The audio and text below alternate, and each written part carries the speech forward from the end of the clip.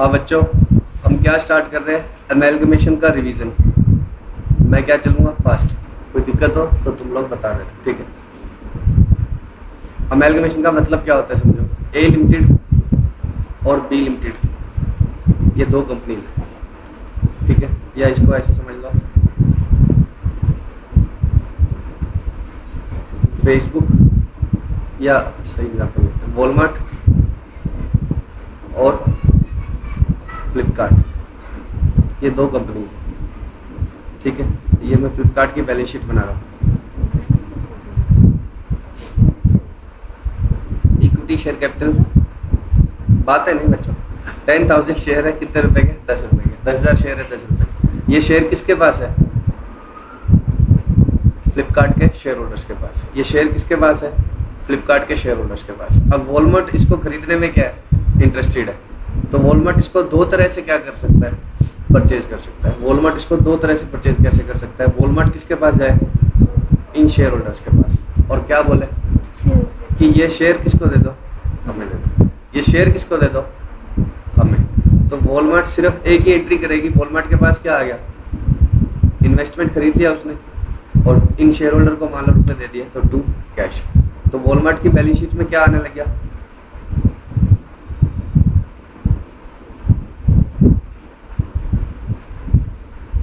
Investment. Walmart की balance sheet में क्या आने लग गया? इन्वेस्टमेंट। अब फ्लिपकार्ट किसका हो गया? वॉलमार्ट का। लेकिन फ्लिपकार्ट बंद नहीं हुआ, बस फ्लिपकार्ट के ओनर क्या हो गए? चेंज। फ्लिपकार्ट के ओनर पहले कौन थे? ये लोग में मेजर होल्डिंग किसके पास थी? बंसल ब्रदर्स के पास।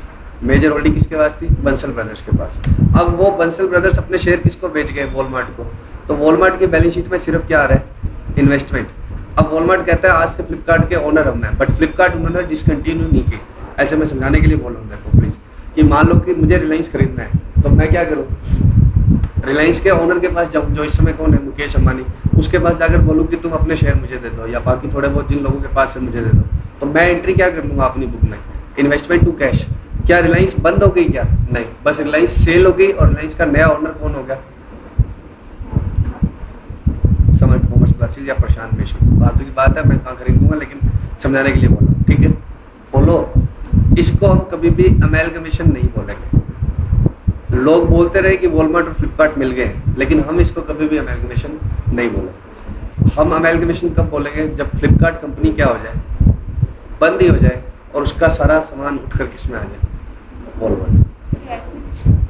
क्या? ठीक है, अब सुनो, इधर कौन है?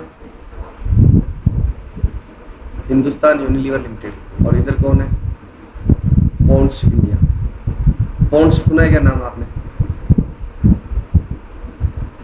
पॉन्ड्स तो सुना है ना। पॉन्ड्स अलग कंपनी थी पहले, और एचयूएल क्या थी? अलग थी। एचयूएल ने क्या किया? पॉन्ड्स को बंद ही करवा दिया और उसका सारा सामान किसमें मिला दिया?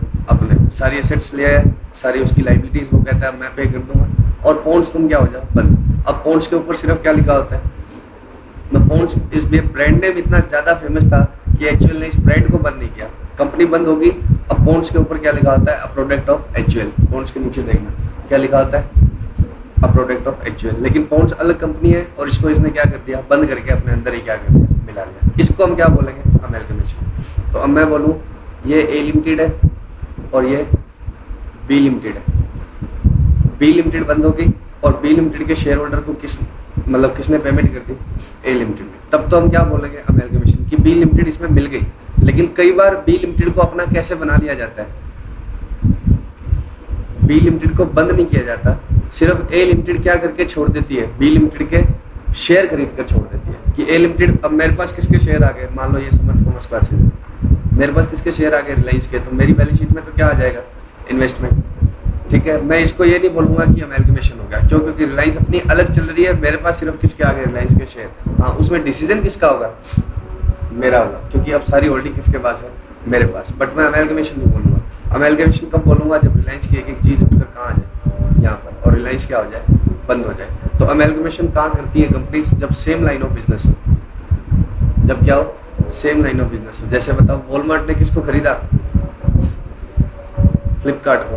तो वॉलमार्ट ने कोई फ्लिपकार्ट को बंद नहीं करवाया, बस वॉलमार्ट की बैलेंस शीट में तो सिर्फ क्या आ रहा है, इन्वेस्टमेंट आ रहा है। फ्लिपकार्ट के डिसीजन किसके हैं?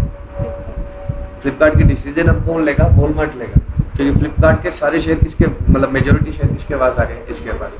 लेकिन ये अमेलगमेशन नहीं हुआ, क्यों? क्योंकि ये अलग काम कर रहा है, ये अलग काम कर रहा है, इनको मिला देंगे तो कैसे होगा? अब मैं कोचिंग के अंदर राशन मिला सकता हूँ क्या? मान लो कि कोई, मैंने किसको खरीद लिया, सुभिक्षा स्टोर सुना ही नहीं होगा तुमने, रिलायंस फ्रेश सुना है,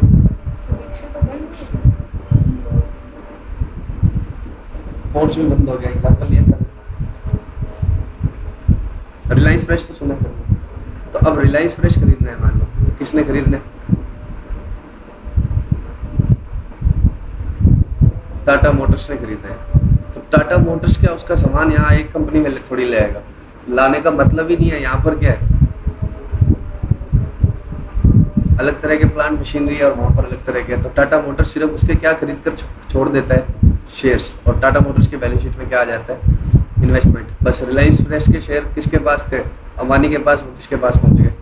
टाटा मोटर के पास। और न्यूज़पेपर में आती है कि Tata motor has acquired Reliance fresh. लेकिन अक्वायर्ड का मतलब ये नहीं है कि हम अमेलगमेशन मान लेंगे, अकाउंटिंग अमेलगमेशन वाली नहीं लग सकती जब तक ये कंपनी क्या ना हो, बंद ना हो। एक कंपनी पक्का क्या होगी? बंद होगी पक्का। अब मुझे फटाफट से बताना, क्या अमेलगमेशन माना जाएगा? A limited, B limited. B limited बंद होगी और किसमें मिल गई? A limited. Amalgamation A limited, B limited क्या हो गई? बंद नहीं हुई। ए लिमिटेड ने बस बी लिमिटेड के शेयर होल्डर से बी लिमिटेड के शेयर एक्वायर कर लिए, तो अमेलगमेशन है या नहीं? ठीक है। A limited, B limited,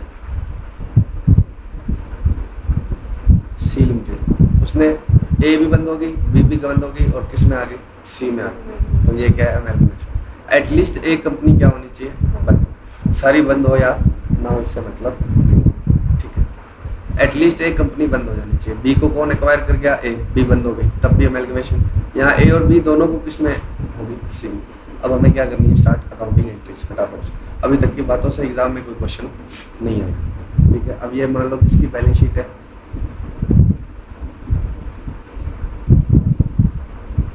B limited.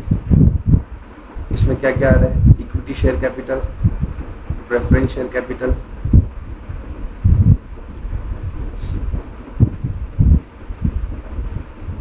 Reserves, creditors. ऐसे नहीं बनती है बैलेंस शीट। कैसे बनती है? स्टेटमेंट फॉर्म में। जब हम क्वेश्चन करेंगे तो वैसे बनाएंगे। एक बार समझ, 1 lakh, 5 lakh, 1 lakh, 1 lakh, plant 4 lakh, stock 2 lakh, debtors. कितना बैलेंस रहेगा? 2। अब इसको किसने एक्वायर कर लिया? ए लिमिटेड। इसको किसने एक्वायर कर लिया? ए limited. A limited acquired B limited, ठीक है पक्का।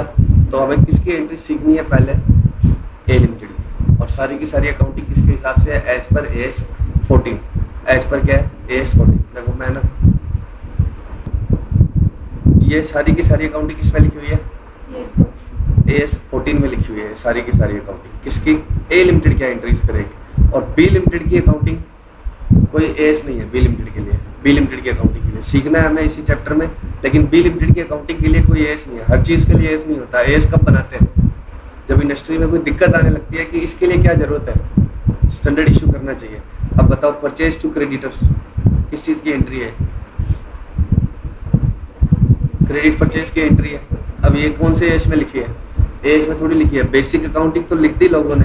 अकाउंटिंग स्टैंडर्ड तो इंस्टीट्यूट तब इशू करता है जब क्या आता है, कोई दिक्कत आती है। तो इस ए लिमिटेड में दिक्कत थी।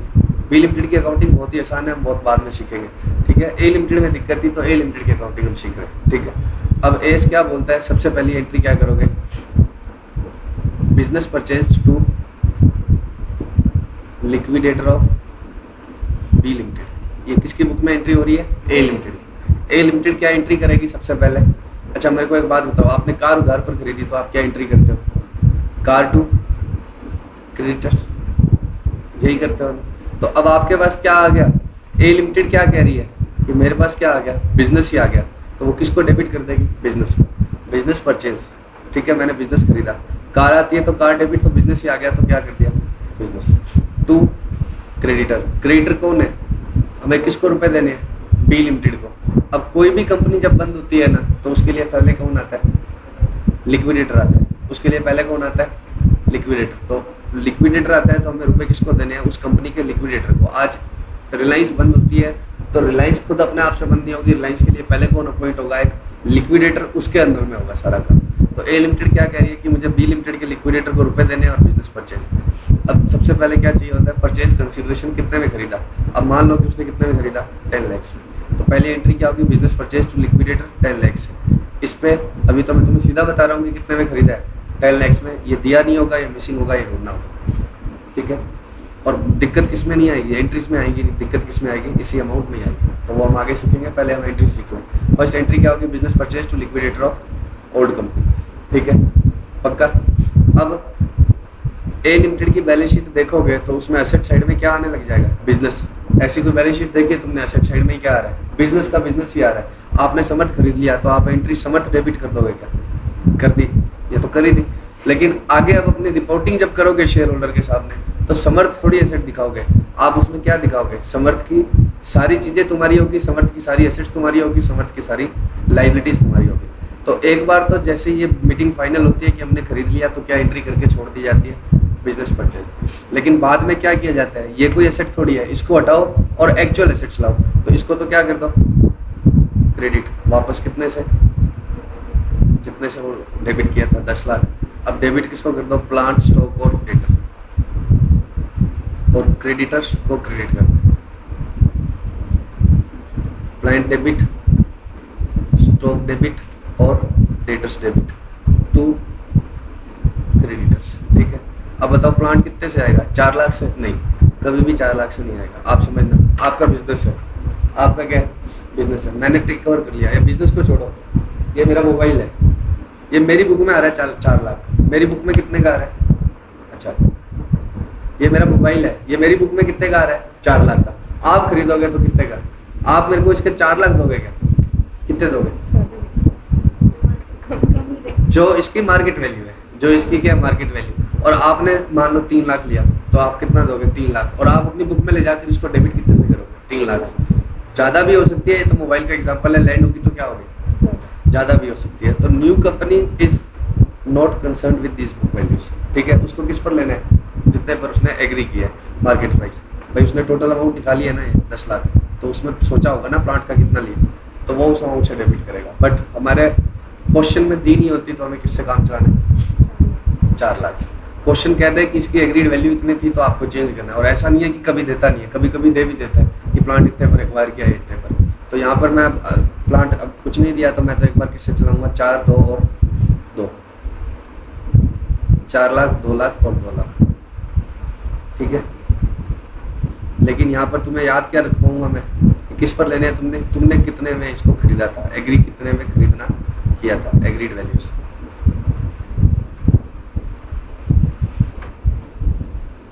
क्रेडिटर्स, अब आप बताओ, जब आपने समर्थ खरीद लिया, तो समर्थ का प्लांट आपका, समर्थ का स्टॉक आपके, जिन बच्चों से फीस लेनी है वो आपकी, मनी सर भी आपके। अब उनकी पेमेंट भी तो आप करोगे ना भाई, जो मेरी पेमेंट बाकी है, रेंट बाकी है, या मनी सर की पेमेंट बाकी है, या साहिल सर की बाकी है, जो भी पेमेंट बाकी है वो भी तो आपकी है, तो क्रेडिटर भी आएंगे।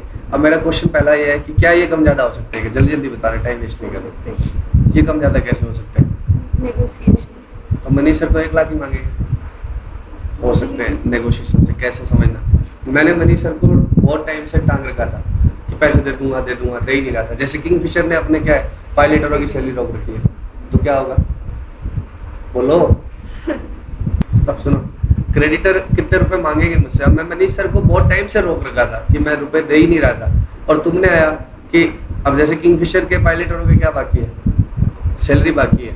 अब तुम उसको खरीदो और उन पायलट को बोलो कि तुम्हारे 1 लाख की बजाय कितना देंगे, 80 देंगे, तो वो भाग के मानेंगे कि कम से कम कुछ तो आ रहा है। तो ये भी क्या हो सकता है, अप डाउन हो सकता है। डाउन का मैंने एग्जांपल दे दिया, अब कब होगा, अब मान लो मनीष सर और क्या बोलते हैं कि हम समर्थ में किसके लिए आए थे, प्रशांत के लिए आए थे, और हमें तुम्हारे अंदर काम नहीं करना। कई बार क्या होता है, न्यू मैनेजमेंट, जैसे फ्लिपकार्ट को किसने खरीदा था, वॉलमार्ट में, तो फ्लिपकार्ट के एम्प्लॉई क्या कर देते हैं, स्ट्राइक कर देते हैं कि हम नहीं जाएंगे क्योंकि हमसे बात हुई थी और ये वो।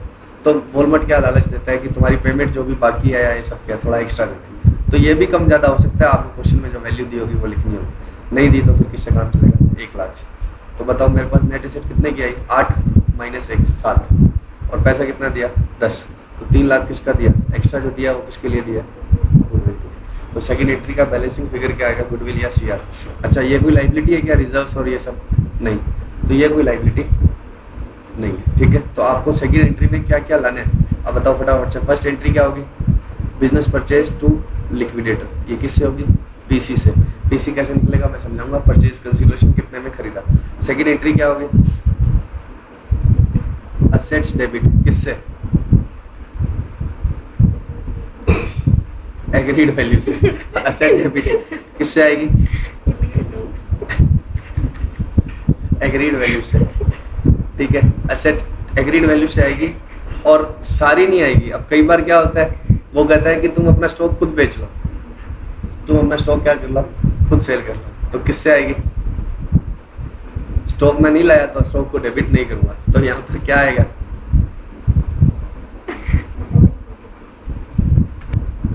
असेट कौन सी डेबिट आएगी, जो जो हमने ली है। तो पहली बात तो वो कहेगा ये असेट नहीं ली, वो नहीं ली, तो इधर कौन सी आएगी, असेट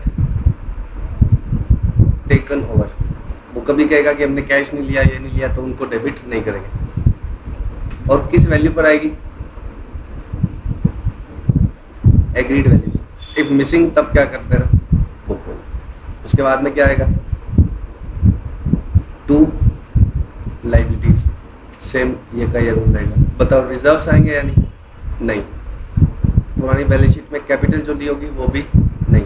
और क्या आएगा, टू बिजनेस परचेज, P&L मतलब रिजर्व्स का ही पार्ट हो गया, तो कोई भी रिजर्व्स नहीं आएगा। टू बिजनेस परचेज किससे आ जाएगा, पीसी की अमाउंट से। और डिफरेंस कहाँ चला जाएगा,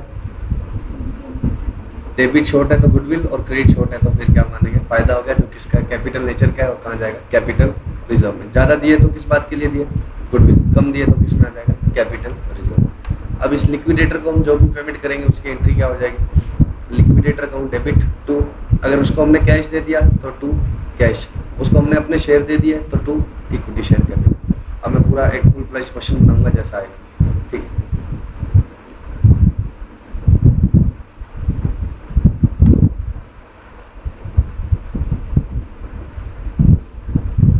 Client 1 lakh, stock 50,000, debtors 30, cash 40,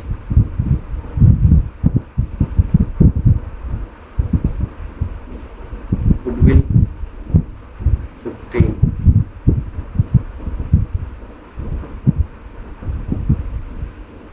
P&L debit 20,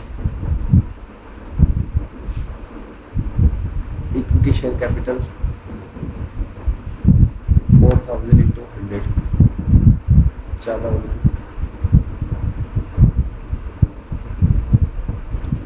1,000 into ₹100। वो की दो इसको, बच्चों का टाइम वेस्ट। बच्चों ये एग्जांपल लिया है, ये बैलेंस शीट है।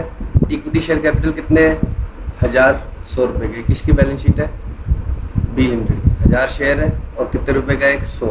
प्रेफरेंस शेयर कैपिटल कितने हैं, 500 into 100। रिजर्व्स कितने के, 55,000। क्रेडिटर्स कितने के, 50,000। ये लिखा है plant, stock, debtor, cash, goodwill, P&L। 1,50,000, 30,000, 40,000, 15,000, 20,000। उसके बाद में A limited agree to take over B limited on the following terms.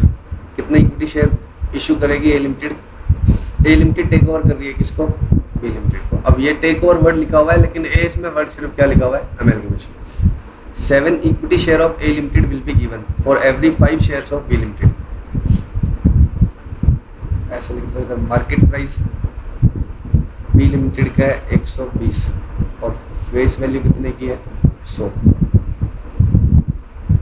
यहाँ क्या है, सिर्फ फेस वैल्यू दे रहा हूँ 100, ठीक है। एक बार वापस पढ़ता हूँ, आपको लिखा हुआ समझ नहीं आएगा तो। 7 equity share of A limited will be given for every 5 shares in B limited. B limited के हर 5 शेयर के लिए हम कितने शेयर देंगे? 7। हर 5 शेयर के लिए हम कितने शेयर देंगे? 7। और ये मार्केट प्राइस जो किसका है वो किसका है? ए का है। मार्केट प्राइस ए लिमिटेड का है 120 रुपये का, और जिसकी फेस वैल्यू कितने की है? 100। ऐसे ही 8 preference share of A limited will be given for every 3 shares of preference share of B limited. Equity वालों को 5 के बदले में कितने देंगे? 7। इक्विटी वालों को 5 के बदले में कितने देंगे? 7। और प्रेफरेंस वालों को 3 के बदले में कितने देंगे? 8। और प्लांट की एग्रीड वैल्यू दे रखी है। अब फटाफट से बताओ, सबसे पहले हमें क्या बनाना पड़ेगा? एक वर्किंग नोट बनाना पड़ेगा, calculation of purchase consideration. PC नहीं लिखोगे आप एग्जाम में, आपको पूरा लिखना होगा।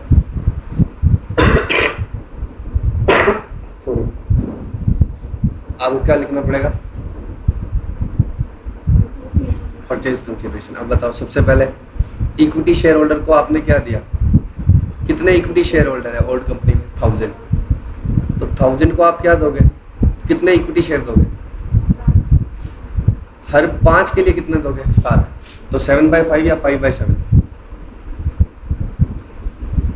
आप 5 शेयर के लिए कितने शेयर दोगे? 7। तो उनको बोल रहे हो 5 आ जाओ और कितने ले जाओ? 7। तो ज्यादा शेयर जाएंगे, और ज्यादा कब जाएंगे? जब ऊपर क्या होगा? 7 और डिनोमिनेटर में क्या होगा? 5। ये तो समझते ही हो ना। कितने शेयर देने पड़े? 1400। आपको सबसे पहले शेयर ही निकालना है। मैं आपको बाद में बताऊंगा, आपको सीधा अमाउंट निकाल दो। पहले क्या निकालना पड़ेगा? शेयर। आपको बाद में समझ में आएगा। 1400 share. Calculation of purchase consideration. एक बार वो थोड़ा क्या हो गया, डिलीट हो गया, वापस लिख रहा हूँ। Payment to equity share holder को क्या पेमेंट करी हमने? कितने शेयर होल्डर थे ये? 1000। 1000 इंटू 5/7। ये पहले आप 7/5 था ना, तभी तो 1400 शेयर्स। कितना आ गया? 1400 शेयर्स। 7/5। अब बताओ, एक बात बताओ, 1400 शेयर्स की फेस वैल्यू कितनी है? इधर लिखा था, गायब हो गया। फेस वैल्यू कितने की थी? 100। और मार्केट प्राइस कितना था? 120। तो बताओ कितना पीसी माना जाए? 1400 इंटू 120 या 100? 120। क्यों? मैंने आपसे फीस मांगी, आपने मुझे एक शेयर ला दिया जिसका मार्केट प्राइस है 120 और फेस वैल्यू है 100। तो आप कितनी फीस एडजस्ट कर पाओगे? 120। एमआरएफ का एक शेयर 50,000 का है, और आपने मुझे वो एक शेयर ला दिया, तो फेस वैल्यू भले ही उसकी 10 रुपये या 100 रुपये जो भी है, लेकिन मार्केट में 50,000 का चलता है। तो आप क्या बोलोगे? कितनी फीस आ गई? 50,000। तो जो एक्वायरर कंपनी है वो अपना शेयर इशू कर रही है, कितने का? 120 का। भले ही फेस वैल्यू कुछ भी हो, तो वो कहेगी हमने तुम्हें इतना पीसी दे दिया। सॉल्व करना इसको।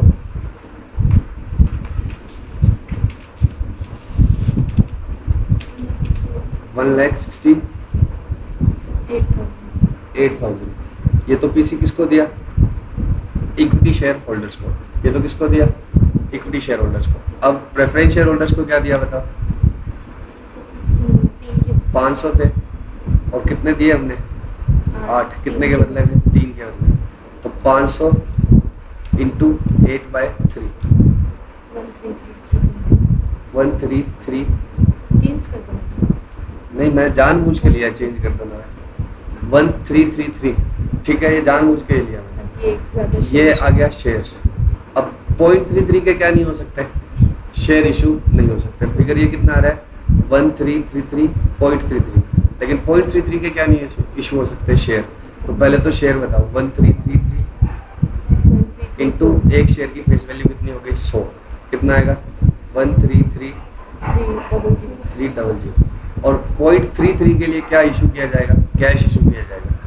0.33 के लिए क्या इशू किया जाएगा? कैश। कितना आ गया? 33। तो ये मैंने जानबूझ के क्या चुना था? इधर 3 चुना था। और मैं क्यों बोल रहा था कि पहले आपको शेयर ही निकालने हैं? क्योंकि पहले शेयर क्यों निकालने हैं? क्योंकि ये पॉइंट्स में अब चेक ही नहीं करोगे तो सीधा सीधा ही मल्टीप्लाई कर दोगे, तो क्या होगा पता ही नहीं लगेगा। तो पहले आपको क्या करना पड़ेगा? नंबर ऑफ शेयर्स पूरे आ रहे हैं तो सीधा किससे वैल्यू कर मल्टीप्लाई कर देना? बोलो, मार्केट प्राइस से। ठीक है। और अगर फ्रैक्शंस में आ रहे हैं तो फ्रैक्शन से पहले वाला पार्ट, मतलब पॉइंट्स के पहले वाला पार्ट तो क्या कर देना? मार्केट प्राइस नहीं दिया तो फिर क्या होगा? Face value. और उसके बाद वाले को, मतलब उसके बाद वाले के लिए क्या इशू करेंगे? कैश। तो टोटल पीसी कितना आ गया बताओ? ये कैश कौन ले जाएगा? टोटल पीसी कितना आ गया?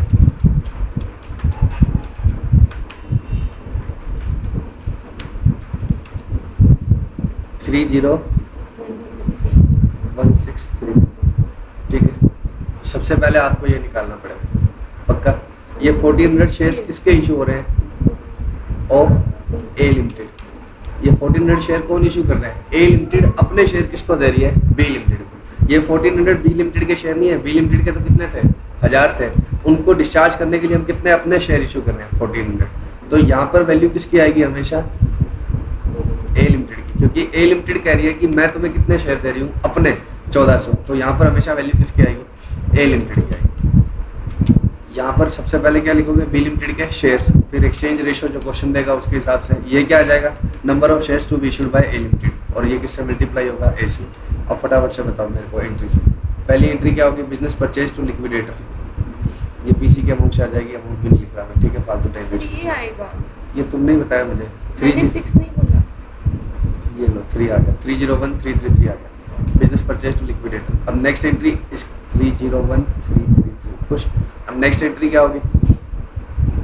Plant debit, stock debit, debtor debit, cash debit. Goodwill आएगी या नहीं? ये मैंने डेलिबरेटली लिखी है चीज़ें, एग्जाम में पूछेगी। गुडविल नहीं लिखेंगे, अभी बताता हूँ क्यों नहीं लिखेंगे। पी एंड एल भी नहीं लिखेंगे, क्योंकि ये कोई एसेट नहीं है। आज तुम समर्थ खरीद रहे हो, तो जब रिजर्व्स नहीं आते तुम्हारी बुक में, तो उसका अपोजिट क्या है? ये नेगेटिव रिजर्व्स ही तो है। बोलो, तुम आज समर्थ खरीद रहे हो तो तुमने क्या खरीदा? प्लांट खरीदा, स्टॉक खरीदा, खरीदने वाली चीज़ खरीदी ना। ये थोड़ी है खरीदने वाली चीज़, ये तो लॉसेज है। अरे बोलो, तो प्लांट कितने से आएगा? 90 से। एग्रीड वैल्यू दे रखी है ना मैंने क्वेश्चन में। वो जो पुरानी कंपनी वो बोलेगी नहीं, क्या? मेरी कंपनी तो गुडविल है, जब आप खरीद लो मेरी कंपनी, हाँ मेरी गुडविल भी तो गुडविल भी तो हाँ दूंगा मैं। यही तुम कह रहे हो ना, गुडविल क्यों नहीं ले रहे? अभी बताता हूँ मैं क्यों नहीं ले रहा। प्लांट कितने का आएगा? 90, स्टॉक 50, डेटर कैश। जल्दी से बताओ, प्लांट, स्टॉक, डेटर्स, कैश कितने कितने? 90, 50, 30, 40।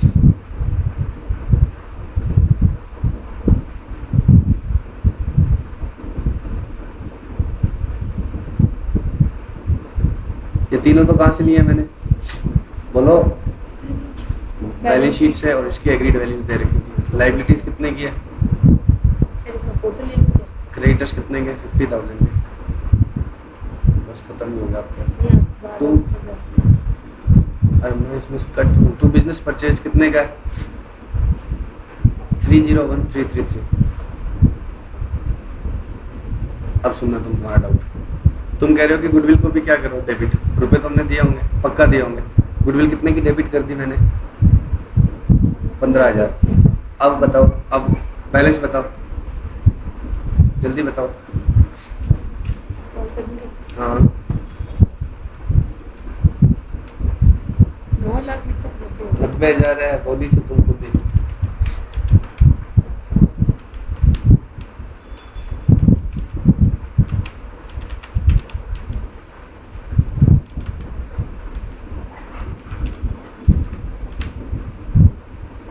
मैं तुम्हें बताऊँ पेपर टाइम से कैसे होता है।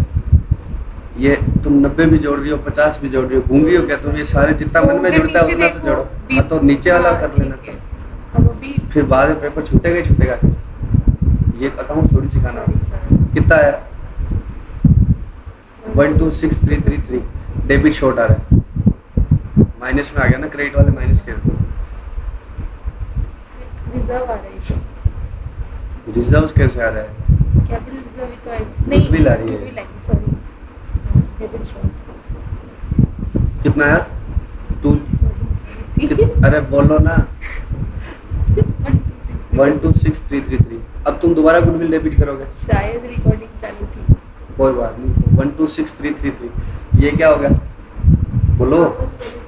तो अब एक ही एंट्री में 2 गुडविल थोड़ी डेबिट करोगे। एक्चुअल में तुमने गुडविल के कितने दिए हैं रुपए? 126 प्लस 15 दिए। तो ये गुडविल नहीं करेंगे, गुडविल अपने आप आ जाएगी जो आनी है। किससे? बैलेंसिंग फिगर से। तो अब मेरे को बताओ क्या अपडेट करना है। जब सेकंड एंट्री में आप करोगे ऑल एसेट, मतलब जो भी एसेट टेकन हुआ डेबिट करोगे, तो इसमें से अपने आप से ही क्या नहीं लेना? गुडविल और फिक्टिशियस एसेट। फिक्टिशियस का मतलब जल्दी जल्दी बताओ, फिक्टिशियस और इंटेंजिबल में क्या डिफरेंस है? इंटेंजिबल इधर आ रहा है पेटेंट, वैल्यू है। ओल्ड बुक में पेटेंट भी आ रहा है, गुडविल भी आ रहा है, और P&L भी आ रहा है, एडवर्टीजमेंट सस्पेंस भी आ रहा है, डिबेंचर डिस्काउंट भी आ रहा है। तो ये चीज़ें क्या है? फिक्टिशियस। फिक्टिशियस का मतलब क्या है? Which can not be sold in market, जिनको हम बेच नहीं सकते। और ये चीज़ें क्या है? ये दो क्या है? इंटेंजिबल। इंटेंजिबल का मतलब क्या है? छू नहीं सकते लेकिन बेच तो सकते हैं, सेल प्राइस तो होता है। तो इनकी क्या होती है? रियलाइजेबल वैल्यू होती है, और इनकी कोई रियलाइजेबल वैल्यू ही नहीं होती। ये तो किससे माइनस हो जाने चाहिए? P&L में से या रिजर्व्स में से। तो आपको जब सेकेंड एंट्री लेनी है तो आपको क्या करना है? फिक्टिशियस लेनी है क्या कोई भी? नहीं, फिक्टिशियस एसेट कोई भी डेबिट नहीं करोगे। इंटेंजिबल सारी करोगे अदर देन गुडविल। पेटेंट होगा उसकी बुक में तो पेटेंट तो लाओगे, बस गुडविल किससे आएगी? बैलेंसिंग फिगर से। तो बताओ सेकेंड एंट्री में क्या करना है? एसेट्स में बताना, एक एक करके बताना। गुडविल यस और नो? नहीं लेनी, वो आनी होगी तो किससे आएगी?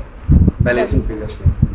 Other intangibles like patents, copyright, license वगैरह वगैरह यस लेने।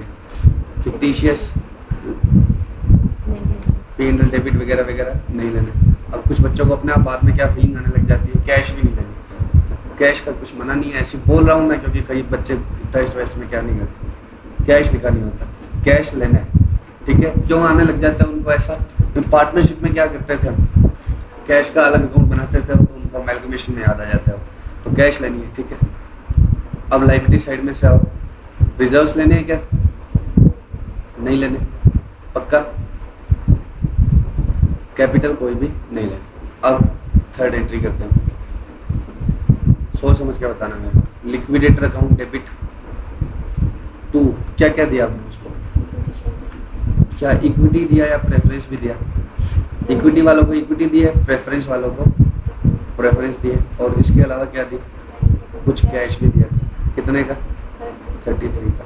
168। अब देखो इसको तो ये तो आ जाएगी, ठीक है। तुम्हारा गलत हो गया, चांटा पड़ेगा। प्रेफरेंस बताओ कितने का आएगा? प्रेफरेंस कैश आ गया, प्रेफरेंस कितने का आएगा? 133। बोलो ना, 133 10, ठीक है। इक्विटी बताओ कितने का आएगा?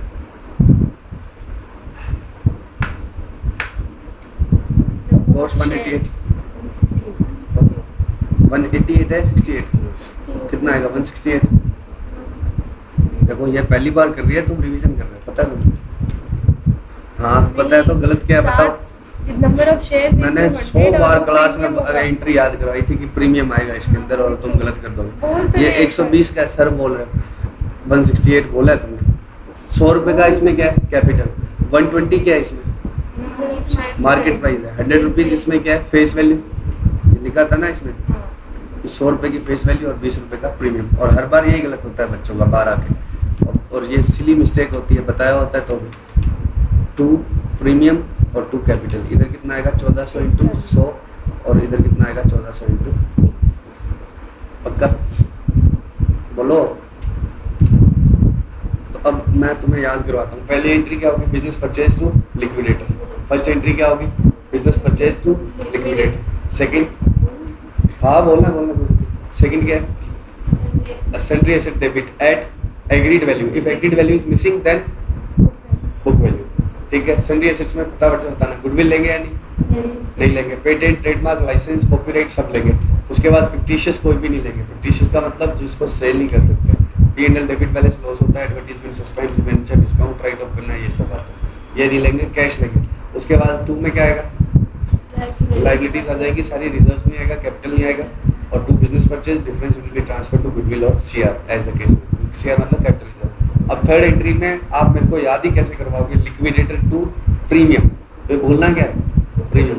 तो थर्ड एंट्री याद ही कैसे रखो? लिक्विडेटर टू प्रीमियम, ताकि तुम्हें प्रीमियम याद आ जाएगी, चेक तो हो जाएगा। तो थर्ड एंट्री कैसे याद करेंगे? Liquidator to premium. ऐसे मैंने बोर्ड पे करवाई थी तो फायदा हुआ नहीं, ठीक। अब आगे बात करें, क्यों नहीं किया है चैप्टर क्लास में हुआ, ठीक है। अब आगे की एंट्रीज की बात करते हैं। 3 एंट्रीज याद होगी। पहली क्या है? Business purchase to liquidator. Second क्या है? Assets to liabilities to business purchase, difference goodwill और सीआर। थर्ड क्या है? लिक्विडेटर टू प्रीमियम एसपीआर, ठीक है। अब ये सब बातें तुम इसमें मत बोलना, ठीक है। ठीक है, मैं ऐसे लिखूंगा, ये इक्विटी पूरा नहीं लिखा, शेयर कैपिटल ये सब, ठीक है। उसके बाद अब क्या है, अब कई बार क्या होता है, ए लिमिटेड को ज़्यादा जल्दी है किसको एक्वायर करने की, बी लिमिटेड। अब बी लिमिटेड खत्म कैसे होगी, थ्रू लॉ, आपने सुना होगा, लॉ में पढ़ा होगा, कंपनी बनती किससे है, लॉ से। और ऐसे नहीं है कि मैंने बंद कर दिया, ताला लगा दिया, कंपनी क्या होगी बंद। कंपनी को क्या करवाना पड़ता है, नाम स्ट्राइक ऑफ करवाना पड़ता है। स्ट्राइक ऑफ मतलब हटवाना पड़ता है, कहाँ से, कंपनी रजिस्ट्रार, तो वहाँ पर पैसे लगते हैं। अब वो रुपए भी ए लिमिटेड ने दे दिए, ए लिमिटेड कहता है बी लिमिटेड डिले कर रही है, तो ए लिमिटेड ने उसके लिक्विडेशन के क्या दे दिए, एक्सपेंस। तो ए लिमिटेड को ये कंपनी, मान लो इसी क्वेश्चन में ये कंपनी फिर 301 की पड़ी या और महंगी पड़ गई। ए लिमिटेड कह रही है कि मेरा पीसी ये था, लेकिन इसके कितने रुपए और लग गए, मान लो 10,000 के लिक्विडेशन एक्सपेंस है, तो वो और लग गए। अब ये अगर बढ़ जाएगा तो क्या बढ़ता है, इधर गुडविल बढ़ता। अगर ये ज़्यादा होता तो क्या होता, गुडविल ही तो बढ़ती। तो लिक्विडेशन एक्सपेंस अगर ए लिमिटेड पे करते हैं बी लिमिटेड के, तो एंट्री क्या होगी, goodwill account debit to cash account. If A limited pays of the liquidation expense of B limited. अगर ए लिमिटेड पे करे, बी लिमिटेड खुद पे करे, तो ए लिमिटेड क्यों एंट्री कोई पास करेगी। अगर ए लिमिटेड मतलब एक्वायरर पे करते हैं, तो एक्स्ट्रा एंट्री क्या होगी, गुडविल टू कैश। अब ये वो 3 एंट्रीज तो हर क्वेश्चन में होगी, ये क्या होगा, डिपेंड करेगा कैसे। क्वेश्चन कहेगा कि हमने पे करी, भाई ये तो जब जब अमेलगमेशन होगा ये 3 एंट्री तो पक्का है, होगी ही होगी। लेकिन ये वाली एंट्री क्वेश्चन कहेगा कि हमने लिक्विडेशन एक्सपेंस हमने पे किए, तो ठीक है। अब अगली एंट्री क्या है, अब देखो टोटल 7 एंट्री गिनाऊंगा और सातों चेक कर लेना, 3 तो होगी, ये 4th होगी, ठीक है। टोटल कितनी होगी, 7। आप चेक कर लेना, क्योंकि पता है ये लाइन कहीं लिखी होती है क्वेश्चन के बीच में कि ए लिमिटेड ने लिक्विडेशन एक्सपेंस पे कर दिया, और वो पता है कैसे देता है, pass journal entries in the books of A limited. पहले पूरा क्वेश्चन लिख दिया, बैलेंस शीट पीसी में ये दिया वो दिया। अब लास्ट में क्या लिखता है, जब ये लाइन आ जाती है तब आपकी क्या हो जाती है, मतलब फोकस खत्म हो जाता है आपका क्वेश्चन पे पढ़ते समय, और आगे धीरे से क्या लिख देता है, एज्यूमिंग एक्सपेंस ए लिमिटेड, तो ये आप भूल जाते हो। तो इसलिए मैं क्या कह रहा हूँ कि 7 एडजस्टमेंट होते हैं, सातों क्या कर लेना, चेक, तो तब शायद क्या हो जाए, चेक। और एक बार तो क्या हुआ, 7 करवाए थे और कहता चेक भी किए, लेकिन ये तब भी नहीं दिखा मुझे तो पेपर में। अब उसका तो मेरे पास कोई इलाज नहीं, वो जानबूझ के ये कहाँ देगा, एंड में छुपा छुपा के देगा ताकि भूल जाए बच्चा, ठीक है। तो अब गुडविल टू कैश चौथी एंट्री होगी, ठीक है। अगर सेकंड एंट्री में कैपिटल रिजर्व आया हुआ है तो क्या होगा, फिर कैपिटल रिजर्व कम हो जाएगा, तो कैपिटल रिजर्व टू कैश हो जाएगा। जैसे मान लो कि सेकंड एंट्री में यहाँ क्या आया हुआ होता, यहाँ गुडविल की बजाय क्या रखा होता, कैपिटल रिजर्व, तो मैं क्या बोलता कि मुझे प्रॉफिट हो गया, सस्ती मिल गई कंपनी, बोलो। तो अब मुझे मान लो ये 15,000 का कैपिटल रिजर्व आ गया और लिक्विडेशन एक्सपेंस 10 पे की है, तो अब मैं क्या करूंगा, कैपिटल रिजर्व कम कर दूंगा, कैपिटल रिजर्व टू कैश, कितने का, 10 का। मैं ये नहीं बोलूँगा गुडविल है, 15 का फायदा माना था जिसमें से 10 तो वापस लग गए, ठीक है। तो ये एंट्री डिपेंड करेगी कि सेकंड एंट्री में क्या है, गुडविल या कैपिटल रिजर्व, ठीक है, पक्का। 5th क्या होगा, Contra item settlement. Contra item settlement का मतलब क्या है, ये मान लो कौन है, ए लिमिटेड, ये कौन है, ए। इसकी बुक में किसको माल बेचा हुआ था इसने पहले से ही, बी को, कितने का, 15,000, मिलने से पहले ही, मिलने से पहले ही ए ने किसको गुड्स बेचे हुए थे, बी को। तो ए की बुक में बी क्या आ रहा था, डेटर, और इधर बी की बुक में क्या आ रहा था, ए लिमिटेड क्या आ रही थी, क्रेडिटर। अब ए लिमिटेड जब बी को एक्वायर करेगी तो उसकी सारी एसेट्स ले आएगी, सेकेंड एंट्री में सारी एसेट्स ले आएगी, और 2 सारी लाइबिलिटीज लाएगी, तो कौन भी आ जाएगा साथ में, सेट में आएगा, एक मिनट देखो, सेट में आएगा, अरे बोल नहीं तो। ए लिमिटेड ने किसको गुड्स बेचे हुए हैं, बी को, मिलने से पहले ए लिमिटेड ने किसको गुड्स बेचे हुए हैं, बी को। तो ए लिमिटेड के लिए तो क्या था, ये असेट, और बी लिमिटेड के लिए क्या था, ये क्रेडिटर था, इधर 2 लिख दिया मैंने बैलेंस शीट। बी लिमिटेड के लिए क्या था, इधर क्रेडिटर। टोटल ओवरऑल क्रेडिटर में 15,000 के क्रेडिटर क्या आ रहे होंगे, ये भी तो आ रहे होंगे। अब कौन किसको एक्वायर करेगा, ए लिमिटेड एक्वायर करेगी ना बी को।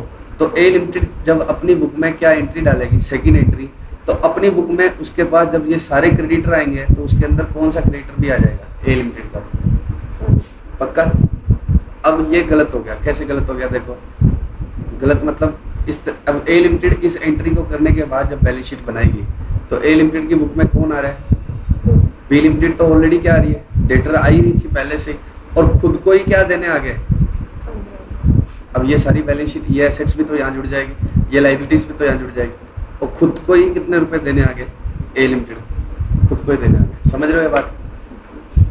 हाँ, अब मैं करूंगा इसको सेट ऑफ कि मुझे ये रुपए अब देने ही नहीं है किसी को, ये रुपए तो मुझे किसी को क्या है, देने ही नहीं है, क्योंकि मैं खुद को कैसे दूं। और बी लिमिटेड से अब आएंगे नहीं, क्यों नहीं आएंगे, वो तो बाइंड अप ही होगी, खत्म ही होगी। तो अब मैं एक एंट्री क्या करूंगा, क्रेडिटर्स टू डेटर्स।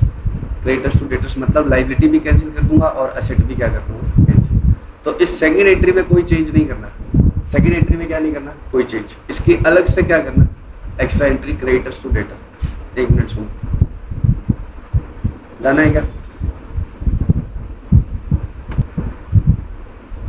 ये किसकी बैलेंस शीट है, ए लिमिटेड की। ए लिमिटेड की बैलेंस शीट में पहले से बी लिमिटेड से कितने रुपए लेने आ रहे हैं, 15,000। और इधर किसकी बैलेंस शीट है, बी लिमिटेड की। बी लिमिटेड में मान लो टोटल क्रेडिटर्स कितने के हैं, 40,000, और असेट्स कितने की है, 1 लाख। इस क्रेडिटर के अंदर 15,000 पक्के कौन से वाले हैं, ए लिमिटेड वाले। बोलो, अब हम सेकंड एंट्री करेंगे तो क्या एंट्री करेंगे, सेकंड एंट्री में ए लिमिटेड क्या एंट्री करेगी, असेट्स कितने की लाएगी, 1 लाख की। टू क्रेडिटर्स कितने के लाएगी, 40। टू बिजनेस परचेज गुडविल जो आएगा वो आएगा। अब क्या होगा, अब ए लिमिटेड में ही आ गया सब कुछ, तो ए लिमिटेड की बुक में बी लिमिटेड से रुपए लेने आ रहे हैं। अब ए लिमिटेड इस एंट्री को करने के बाद क्या देखेगी कि मेरी बुक में एक तो डेटर आ रहा है, कौन, बी लिमिटेड, कितने का, 15 का, प्लस मेरी बुक में जो ए लिमिटेड के खुद के क्रेडिटर्स थे वो तो रहेंगे, प्लस और क्या जुड़ गए, 40 ये और जुड़ गए। और जैसे ये 40 जुड़ गए तो इसके अंदर ए लिमिटेड के खुद को ही कितने देने आ गए, 15,000 आ गए।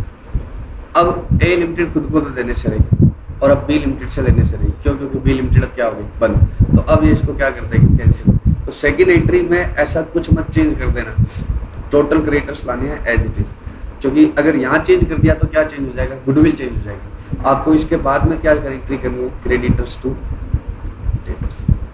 तो सेकंड एंट्री में भले ही हमने ए के देने भी है तो भी इधर आएगा, बाद में अलग से क्या करनी है, क्रेडिटर्स टू डेटर्स। अब ये बताने की जरूरत नहीं है कि अगर क्रेडिटर्स डेटर्स की जगह इधर बी आर आ रहा है और इधर बीपी आ रहा है तो एंट्री क्या होगी, BP to B R, liability debit हो जाएगी और क्या होगा, बोलो। इधर लोन गिवन आ रहा है और इधर क्या आ रहा है, लोन टेकन, तो लोन नाम से कट जाएगा, जिस भी नाम से एसेट लाइबिलिटी। पक्का? कितनी होगी एंट्री, पहली, दूसरी, तीसरी, ये तो बोल नहीं रहा। चौथी क्या होगी, goodwill oblique CR to cash. पांचवी क्या होगी, contra item, creditor day to debtor या बीपी टू BR। और ये सब अभी 2 एंट्रीज हो रहेगी, लेकिन इससे पहले हम आराम से क्या कर सकते हैं, क्वेश्चन कर सकते हैं। तो पहले हम क्या करेंगे, क्वेश्चन, ठीक है। उसके बाद में 2 एंट्रीज बहुत लेट आएगी। इलिस्ट्रेशन नहीं कर रहे बच्चों, ये मैंने जानबूझकर बड़ा क्वेश्चन लिया, मुश्किल क्वेश्चन लिया, ताकि क्या मैं क्या कराता हूँ, बाकी तुम्हें आसान लगे पहला बड़ा करने के बाद। ये मतलब मुश्किल क्वेश्चन में से आसान नहीं है क्वेश्चन, ठीक है। तो following are the summarised balance sheet of B limited and Q limited. किसकी बैलेंस शीट है, बी और क्यू की। Equity share capital, preferential capital, reserves and surplus, बहुत सारी चीजें दी है। Details of trade receivable and trade payable. B के ट्रेड रिसीवेबल कितने गए, देखो 420 और 210, बी और क्यू के। तो 420 और 210 में क्या है, कुछ डेटर्स है और कुछ क्या है, BRs। ऐसी ट्रेड पेबल की डिटेल्स दी है। Fixed assets of both the companies are to be revalued at 15% above book value. दोनों कंपनी की फिक्स एसेट्स क्या करनी है, 15% अबव बुक वैल्यू रिवैल्यू करनी। 20 मार्क्स का हुआ है क्वेश्चन एक बार। Inventory in trade and debtors are taken over at 5% less than their book value.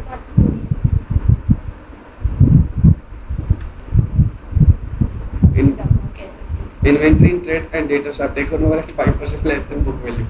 Both the companies are to pay 10% equity dividend, preference dividend having been already paid. ये मैं कुछ नहीं समझा रहा, मैं पढ़ रहा हूँ बच्चों, तो ये बस समझ नहीं आया, अभी समझाऊंगा। After the above transactions are given effect to, P Limited will absorb Q Limited on the following terms. आप तो मुझे ये बता दो, एक्वायरर कौन है, P या Q? P Limited। P हमेशा क्या करता है, एक्वायर। P कभी एक्वायर ही हो ही नहीं सकता, ठीक है। 8 equity shares of 10 each will be issued by P Limited at against 6 equity shares of Q। कितने शेयर देंगे, 8, किसके अगेंस्ट, 6 के, और हमारा एक शेयर कितने का, 10 का, मार्केट प्राइस दिया नहीं है तो इसी से चलेगा, ठीक है। ऐसे प्रेफरेंस शेयर है, ऐसे डिबेंचर है। 30,000 is to be paid by P Limited to Q Limited for liquidation expenses. Creditors of Q include 10,000 due to P. Prepare journal entries in the books of P Limited. Statement of consideration payable. अगर एक ही चीज पूछेगा तो भी statement of consideration बनाना ही पड़ेगा, क्योंकि पहली entry क्या होती है, बिजनेस परचेज टू लिक्विडेटर, और इसके लिए हमें अमाउंट ही क्या लिखनी होती है, कंसिडरेशन। तो ये ना भी पूछता स्टेटमेंट ऑफ कंसिडरेशन तो ये तो बनाना पड़ता। अब सबसे पहले ये बताओ पीसी कैसे आएगा, पीसी कौन किसको पीसी देगा, पी क्यू को देगा या क्यू पी को देगा। पी एक्वायरर है तो एक्वायरी को देगा पीसी, तो एक्वायरी कौन है, क्यू। तो मैं किसके यहाँ पर मुझे कौन से प्रेफरेंस इक्विटी शेयर काम किया मेरे लिए, 30,000 या 60,000। क्यू लिमिटेड को हम एक्वायर कर रहे हैं, तो क्यू लिमिटेड के इक्विटी शेयर कितने हैं, 30,000, 10,000 रुपए का ना एक, 3 लाख तो क्या है, वैल्यू है। नंबर ऑफ शेयर्स कितने हैं, 30, और हम कितने शेयर देने वाले हैं, 8 फॉर एवरी 6। तो पीसी कैसे आएगा, 30,000 इंटू 8/6। फ्रैक्शन है या नहीं इसमें, नहीं है, 40,000, और एक एक शेयर कितने का अपना, 10-10 रुपए का, तो कितना आ गया, 4 लाख आ गया। समझ गए क्या है, इसका वर्किंग में देख लो, उसमें 4 लाख बनाया हुआ। पहले क्या निकाले, शेयर्स टू बी अलॉटेड, और फिर क्या निकाला, 40,000 इंटू 10, 4 लाख। ये बॉटम पे बिल्कुल है, नीचे नीचे लिखा हुआ है, 4 लाख, 40,000 शेयर, 10 रुपए के, कितने आ गए, 4 लाख। समझ गए ना। अब क्या आएगा, preference share 10%, second point, second इधर देखो, second point, 10% preference shares of Q limited will be paid at 10% discount. तुम कहाँ देख रही हो, 10 छोड़ो, पढ़ लो, 10% preference shares of Q Limited will be paid at 10% discount by issue of preference shares of 100 each at par। अब सुनो, Q Limited के preference share को हम कितना देंगे, 10% डिस्काउंट पे, मतलब उनको पूरा नहीं देंगे, तो उनके देने कितने अपने को, 1 लाख, उनको कितना देंगे हम, 90,000। अब 90,000 के लिए हम अपना शेयर किस पर इशू कर रहे हैं, एट पार। क्या लिखा हुआ है, by issue of 10% preference shares of 100 each at par in P limited. तो पी लिमिटेड क्या कह रही है कि क्यू लिमिटेड हम तुम्हें तो क्या देंगे, 10% डिस्काउंट पे, 10% of preference share holder of Q limited will be paid at 10% discount. आप कौन हो, मान लो क्यू लिमिटेड, और मैं कौन हूँ, पी लिमिटेड। तो मैं तुम्हें क्या बोल रहा हूँ कि तुम्हें तो हम 10% डिस्काउंट पे देंगे, लेकिन हम देंगे क्या, अपने प्रेफरेंस शेयर्स देंगे by issue of preference shares at par. तो मैं कितने प्रेफरेंस शेयर इशू करूँ, 900। कैसे, 1 लाख को देना कितने, 90,000। तो पीसी की अमाउंट तो कितनी आ गई, 90,000 आ गई, लेकिन नंबर ऑफ शेयर्स कितने आएंगे, 900। मैं कितने शेयर दूंगा उसको, 900 शेयर, और मेरा एक एक शेयर कितने का है, 100 का। तो टोटल पीसी कितना आ गया, 490। इसमें कोई डाउट है तो बताओ, बोलो टोटल पीसी कितना आ गया, 490। तो सबसे पहले मैंने क्या लिख दिया, पीसी की अमाउंट आ गई। अब ये बताओ, fixed assets of both the companies are to be revalued at 15% upon book value. ये कुछ ट्रांजैक्शंस दिए, फिर क्या बोला, after the above transactions are given effect to, इन ट्रांजैक्शंस के बाद P limited will absorb Q limited. तो ये कुछ अलग से एडजस्टमेंट देने लग गया, ये कोई से चैप्टर का एडजस्टमेंट नहीं है, ये एडवांस में कोई चैप्टर नहीं है रिवैल्यूएशन का और इसका। ये तो इसने अलग से ही क्या कह दिया कि पहले ये करो और उसके बाद में क्या करना, अमेलगमेशन की एंट्रीज।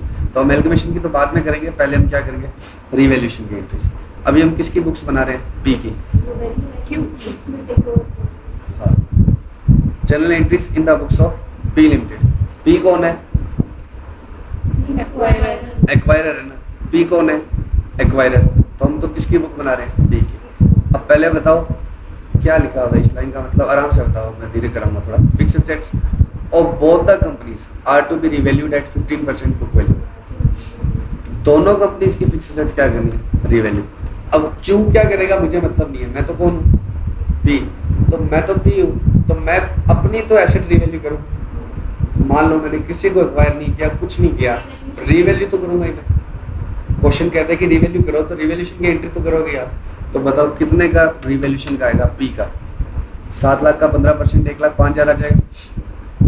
1,05,000 की एंट्री क्या हो जाएगी? Fixed assets to revaluation reserve. अब ये इसकी वजह से कौन बदनाम हो जाता है? अमेलगमेशन वाले चैप्टर की क्या गलती है? तो एक नॉर्मल एडजस्टमेंट पूछा उसने, कह रहा है कि पहले ये कुछ करो और उसके बाद में क्या करना, टेक ओवर। तो पहले हमें दोनों कंपनीज की रिवैल्यू करनी है, लेकिन हम है कौन? पी। दूसरे वाले की क्यू अपनी बुक में एंट्री कर ली, क्यू ने अपनी बुक में एंट्री क्या कर ली? Fix asset to revaluation reserve. उसका मुझे अभी पढ़ना, ठीक, उसका यूज आएगा बाद में, तुम्हें बताता हूँ कहाँ आएगा, ठीक है। नेक्स्ट क्या है? अभी तो मैं सिर्फ पी की एंट्री कर रहा हूँ, तो मैं तो पी की रिवैल्यूएशन की एंट्री कर दी। क्यू ने भी पक्का क्या एंट्री करी होगी अपनी बुक में? Fixed assets to revaluation reserve, अपनी फिक्स एसेट्स की वैल्यू का 15%। लेकिन अभी हम कहाँ पर है? हम तो पी की एंट्री पूछी है, तो हम तो किसकी कर रहे हैं? पी की। नेक्स्ट क्या है? Inventory in trade and debtors are taken over at 5% less than book value. इस लाइन को मैं आपको अलग से समझाऊंगा, एक बार छोड़ दो। नेक्स्ट पर आओ। Both the companies are to pay 10% equity dividend, preference dividend having been already paid. अब तुम्हारा तो कोई टेस्ट वेस्ट हुआ ही नहीं, ठीक है। मैंने डिटो यही क्वेश्चन बच्चों को क्या दे दिया टेस्ट में, सिर्फ कौन सी लाइन उठा दी मैंने? ये लाइन। बच्चों ने भी डिटो क्या समझ लिया कि बहुत आसान सा क्वेश्चन दे दिया, धोखा बहुत दे दिया सर ने। लेकिन जब भी रूल बना लो अकाउंट में इक्विटी डिविडेंड देना हो, तो पक्का चेक करना कि पहले प्रेफरेंस का देना है। इक्विटी डिविडेंड देना है तो पहले पक्का क्या करना है? प्रेफरेंस का। इस क्वेश्चन में इक्विटी भी है और कौन है? प्रेफरेंस भी है। इस क्वेश्चन में इक्विटी भी है और कौन है? प्रेफरेंस भी है। तो मुझे प्रेफरेंस का डिविडेंड देना पड़ता अपने आप से, अगर ये लाइन नहीं लिखी होती तो बच्चों को मैंने ये लाइन हटाकर क्वेश्चन दिया तो भी उन्होंने प्रेफरेंस का डिविडेंड नहीं दिया। अब इतनी बार कर लेते हैं कहीं तो उनको अमाउंट तक याद जाती है कि इतना टोटल आता है, तो उनको लगा सारा सही आ गया, लेकिन प्रेफरेंस डिविडेंड भी तो देना चाहिए। अब मैं नहीं दूंगा इस क्वेश्चन में, क्यों नहीं दूंगा? क्योंकि ये कह रहा है preference dividend having already been paid, तो ये नहीं देना। अब मुझे इक्विटी डिविडेंड देना है, ठीक है। मुझे क्या देना है? Equity dividend. किस रेट से देना है? 10% से, ठीक है। अब बहुत कंपनीज देगी तो क्यू तो अपना देगी, मुझसे पूछी नहीं है उसकी एंट्री, मैं तो किसकी बात करूंगा? पी की। अब पी अपना इक्विटी डिविडेंड देगी। ज्यादातर बच्चों का तो आंसर सही होता है। देखो मेरी बात सुनो, तुम्हारे में टेस्ट लूँ चाहे ना लूँ, इतने ले लिया मैंने कि मुझे पता होता है कि कहाँ गलती करते हैं। ज्यादातर बच्चों ने तो सही किया, लेकिन कुछ बच्चों ने 10% किस पर लगा दिया? रिजर्व्स पर लगा दिया। डिविडेंड की rate will always be applied on capital. Dividend की रेट किस पर नहीं लगेगी? रिजर्व्स की। उन्होंने डिविडेंड की एंट्री क्या कर दी? 3 लाख का 10% डिविडेंड मार दिया, जबकि डिविडेंड की रेट किस पर लगेगी? हमेशा कैपिटल पर, फेस वैल्यू पर नहीं, पेड अप कैपिटल पर। इस क्वेश्चन में कोई दिक्कत नहीं है, इस क्वेश्चन में तो कोई झंझट ही नहीं है। लेकिन अगर क्या हो 4000 शेयर्स इंटू 100 हो और पेड अप 80 हो, तो किस पर जाएगा? 4 लाख पर नहीं जाएगा डिविडेंड, किस पर जाएगा? 320 पर। जिसने मुझे दिया है उसी को तो मैं डिविडेंड दूँ, जिसने मुझे रुपए नहीं दिए उस पर मैं क्यों दूँ? तो इसमें तो कोई दिक्कत ही नहीं है। लेकिन इसमें भी दिक्कत नहीं थी तो भी नालायकों ने किस में कर दी? 3 लाख पर। तो किसी बच्चे के माइंड में अगर रिजर्व्स का 10% आ रहा है तो वो गलत है। अब डिविडेंड बांटेंगे तो क्या होगा? इधर से क्या कम हो जाएगा? रिजर्व्स। और रिजर्व्स आता है क्यों है? क्योंकि एंट्री हम क्या करते हैं? Reserves to bank. Liability side से क्या कट जाता है? रिजर्व्स, और एसेट साइड से बैंक। कितना? 6 लाख का 10% 60,000। Reserves to dividend, dividend to bank. मैंने तुम्हें नेट बता दी। इसने क्या किया? रिजर्व्स टू डिविडेंड, फिर डिविडेंड ड्यू करवा के आगे क्या करना, ठीक। अब इसके बाद में मुझे क्या करना था? टेक ओवर वाली एंट्रीज। तो पहली एंट्री तो आपको समझ में आई रही है, बिजनेस परचेज टू लिक्विडेटर। कितने से? 490 से। पीसी हमने निकाल लिया था। अब मुझे बताओ क्यू की फिक्स एसेट्स में कितने पर लो? 2.5 लाख से? नहीं, 2.5 लाख प्लस 15%। भाई क्यू ने जो रिवैल्यू किया था उसकी एंट्री मैंने नहीं डाली, लेकिन काम कहाँ आएगा? अब मैं जब उसको एक्वायर करूंगा तो उसकी बुक वैल्यू थोड़ी लूंगा। अगर मैं बुक वैल्यू, चलो मान लो एग्रीड वैल्यू नहीं थी, बुक वैल्यू भी लूं, तो अब उसकी बुक में बुक वैल्यू 2.5 लाख थोड़ी आ रही है। क्या आ रही है? 15% एड एक्स्ट्रा आ रही है। 15% क्या आ रही है? एक्स्ट्रा। तो सेकेंड एंट्री में जब मैं ये लूंगा तो ये कितने पर लूंगा? Fix assets 287,500। Sure. Next investment book value पर आ जाएगा, कोई दिक्कत नहीं है। इन्वेंट्री ट्रेड रिसीवेबल के बारे में सुनना ध्यान से, लाइन मैंने छोड़ दी थी ना, क्या लिखा हुआ है? Inventory in trade and debtors are taken over at 5% less than book value. 5% lesser than book value. इस वर्ड का मतलब क्या होता है? सिर्फ क्यू की कर सिर्फ हमने टेक ओवर क्या करना है, 5% कम से टेक ओवर वाली एंट्रीज। तो पी लिमिटेड को अपनी कोई एसेट वैल्यू चेंज नहीं करनी, पी लिमिटेड को जैसे फिक्स एसेट्स तो दोनों की करनी थी ना, ये सिर्फ टेक ओवर वाली एंट्रीज में कितना करना है, 5%। तो इन्वेंट्री और डेटर ये किसके चेंज नहीं होने वाले, पी वाले। ये तो क्यू को जब हम टेक ओवर कर रहे हैं उस एंट्री में कितना करना है, 5% लेस देन बुक वैल्यू। समझ रहे हो क्या? फिक्स एसेट्स तो मैंने पी की भी बढ़ाई, क्यों बढ़ाई, क्योंकि लिखा है बोथ द कंपनीज, और डिविडेंड भी मैंने पी का भी पे किया, क्यों दे रखा है, दोनों ने। लेकिन ये कह रहा है टेक ओवर वाली एंट्रीज में, तो टेक ओवर वाली एंट्रीज में 5% कम पर लेना है। क्या क्या है पहले देख लो, इन्वेंट्री, ट्रेड और डेटर्स। अब जल्दी से बताओ मुझे, आप अपने आप से सोल्व करके बताना मुझे, इन्वेंट्री ट्रेड कितने का आएगा, 320 का आएगा या किसी और वैल्यू पर आएगा? अमाउंट बता दो मुझे कितने में। 3,04,000 पक्का, 5% कम होगा। ये बताओ कितने पर आएगा,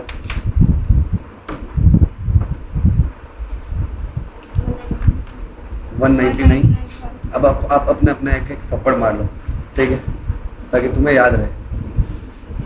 क्या लिखा हुआ था, लाइन पढ़ो, इन्वेंट्री ट्रेड। अब तुम्हें मैं 5% कम क्यों करवा रहा हूँ, कुछ तो सोच लेते हैं कि ऐसे थोड़ी करवाएगा। इन्वेंट्री ट्रेड और क्या लिखा हुआ है वर्ड, डेटर, और उधर क्या है, ट्रेड रिसीवेबल। बताया था ट्रेड रिसीवेबल, जब मैंने क्वेश्चन पढ़ा था तब मैंने रीड किया था कि ट्रेड रिसीवेबल में क्या क्या है, डेटर और बीआर। और सिर्फ किसको कम पर लेने की बात कर रहे हैं, डेटर्स को कम पर लेने की बात कर रहा है, ना कि बीआर। ये सारे बच्चों का गलत था जब मैंने टेस्ट लिया, लगभग बच्चों, ठीक है। वो किसको कम पर लेने की बात कर रहे हैं, डेटर को, ना कि बीआर को। तो बताओ ये कोई ऐसे तो उसके बेचारे को पागल तो है नहीं कि ऐसे बना दूं मैं, ट्रेड रिसीवेबल के 2 टुकड़े दे दूं उसको। तो उसमें कोई ना कोई क्या करना होता है, गेम करना होता है। तो ये दिया है तो आप आगे से ध्यान रखना कि इनमें से कोई ऐसा एडजस्टमेंट पक्का देगा जो या तो ट्रेड रिसीवेबल पर डेटर पर लगेगा, बीआर पर नहीं लगेगा, या बीआर पर लगेगा डेटर पर नहीं लगेगा, या इधर से इनके कोई बंदा। ध्यान रखना, आज के बाद कभी भी वो क्या दे, ट्रेड रिसीवेबल की डिटेल या ट्रेड पेबल की डिटेल दे तो एक्स्ट्रा कोशिश हो जाना, पक्का।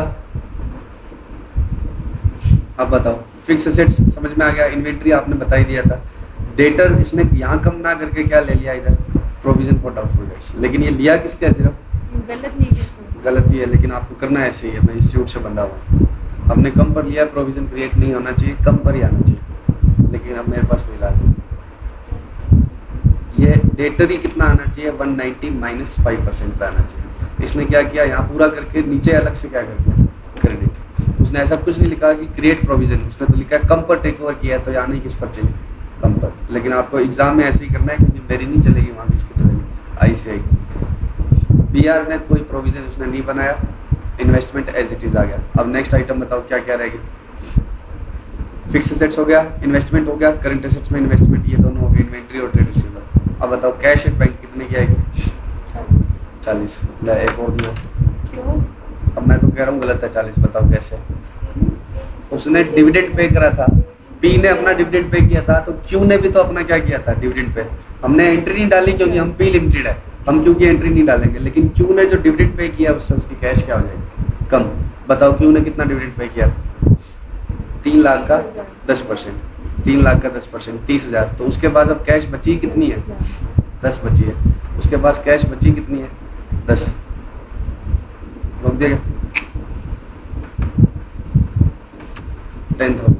तो बताओ इसमें लगभग चीजें तुम्हारी क्या हो रही थी, गलत। मैं जानबूझ के क्वेश्चन लिया, हर क्वेश्चन में ऐसा नहीं होगा, ताकि आगे वाला क्वेश्चन तुम्हें क्या लगे, इजी लगे। अब उसके बाद में लाइबिलिटी साइड में, अब कुछ बच्चों ने इसको भी सीधा क्या लिख दिया, ट्रेड पेबल, जबकि इसकी भी डिटेल दे रखी है, तो अलग अलग लिखना है एंट्रीज में, क्रेडिटर्स अलग और बिल्स पेबल अलग। चेंज कुछ नहीं हुआ, लेकिन ट्रेड पेबल नाम वर्ड यूज नहीं करोगे, क्या लिखोगे, क्रेडिटर्स और बिल्स पेबल। इसको मैं अलग से समझाऊंगा। इसको एक बार मान लो ये सही है, एक बार ये मान लो सही है। डिबेंचर है कितने का,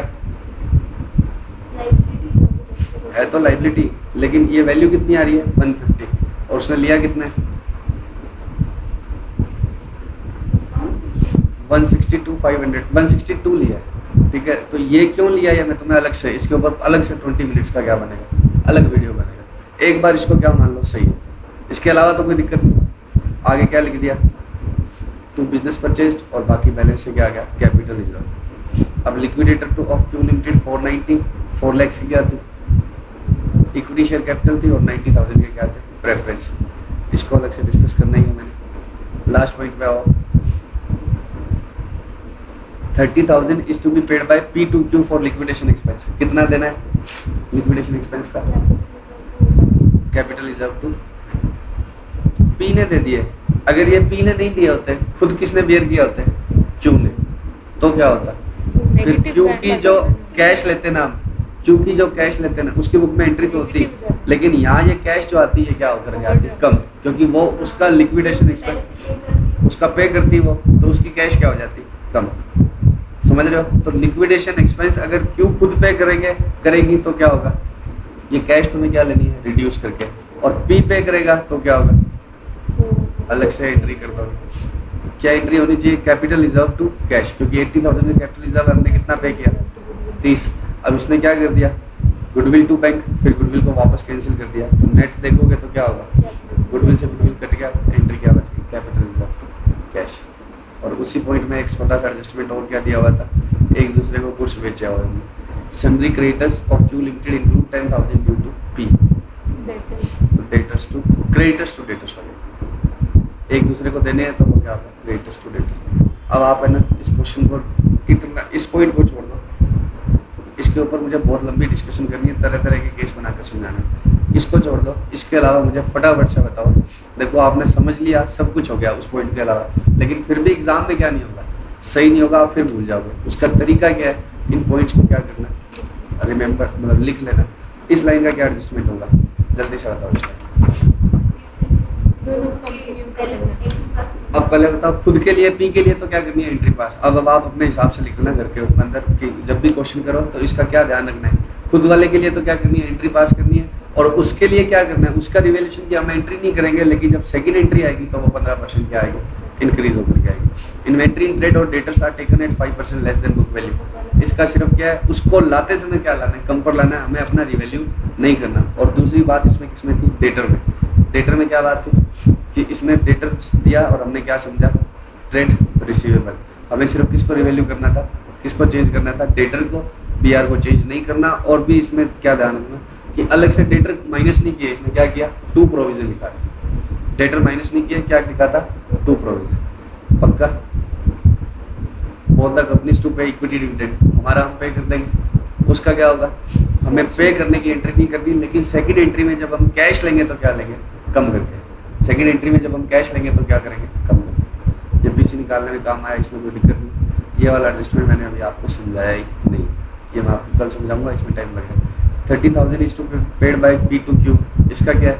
अगर नई कंपनी पे करेगी तो गुडविल या CR2 कैश, और Q खुद पे करती तो हम उसकी कैश क्या करते हैं? कम करके सेकंड एंट्री में लाते हैं। इसकी एंट्री क्या होगी? Creditor to debtor. अब आप इसको अच्छे से कल कर लेना, लेकिन किन बातों को इग्नोर कर देना कि एक तो डिबेंचर वाली 162 और एक ये वाली, ये मैं समझाऊंगा। ठीक है, बाय बाय।